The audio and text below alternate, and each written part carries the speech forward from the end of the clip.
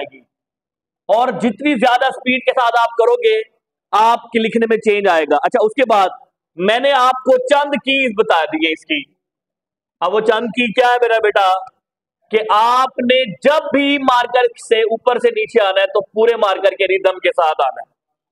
پھر آپ نے ایک شیپ بنانی ہے سی شیپ ٹائپ. یہ دیکھو کل میں نے آپ کو ایک چیز بتائی تھی, یاد ہے, ایک میں نے لکھا تھا اس طرح کا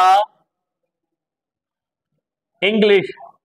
اب اگر تو یہ فاؤنڈ ہوتا تو اس کی اسٹریٹجی تھوڑی سی چینج ہے, لیکن چونکہ ہماری اچھا اس میں بھی اب ذرا غور کریں, پہلے ہم اس کو سمجھ لینا. اس کے اندر بھی دیکھیں جو مومنٹ ہے اور جوائننگ ہے وہ باریک ہے. کیا ہے میرا بیٹا, وہ باریک ہے. جو مومنٹ ہے یعنی کہ مومنٹ سے مراد اس کو فلو ہم کہتے ہیں اپنی رائٹنگ میں, اپنی لینگویج میں, کیلیگرافی میں. یہ اختتام ہے, یہ ہمارا فلو ہے, یہ بھی باریک ہے. اور یہ اس کو اس کے ساتھ جوڑ رہا ہے, اس کو اس کے ساتھ جوڑ رہا ہے, یہ باریک ہے.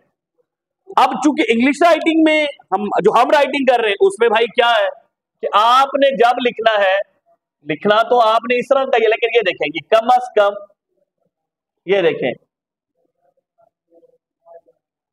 یہ دیکھیں یہ, تاکہ ہم پیپر کے اندر جب ہم ہیڈنگ دیں اور یہ ہماری لائن لگی ہو تو اس کے بعد پین سے لکھ لو, پتہ چلے کہ ہم نے کوئی کام کیا ہوگا. اس کے لیے سو سمپل, مارکر کو یہ پکڑنا ہے اس ایکٹیویٹی کے بعد, پھر سیدھا سی, الٹا سی, اور اس طرح کا